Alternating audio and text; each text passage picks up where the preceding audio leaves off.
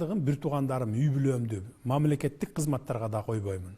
Жанагындай кызматка коюу боюнча дагы кийлик ишүүсүн, жанагындай мамлекеттик майлуу орундардан соруп тиги чөнтөгүнө соруп отургандын бардыгын запрет койгон. Ошондуктан алар эми баягы мен түшүнүп турам. Мурда баягы мекенчилбиз деп жүргөндөр, анан кечээ октябрдан кийин мекенчил боло калгандар дагы бар.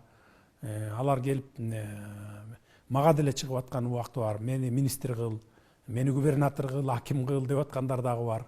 Бир туугандарыма үй бүлөмө чыгып аткандар дагы бар. Анан алардын колунда аким кылып кое турган мүмкүнчүлүгү жок болсо, укугу жок болсо, мен аларга деги баягындай тыюу салып атсам, анан кантип аларды алып барат? Эми ушул жагдайда гана баягы телефондорун албай, байланыша албай аткан болушу мүмкүн. Аган эми таарынычтын кереги жок аган.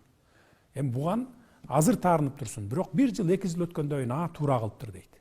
Анткени мен ошо өзүм мурдакы бийликтегилердин катасын кайталап, ушу бир туугандарымды үй бүлөмдү бийликтин баягы саясатына аралаштырбайын деп чечкенмин.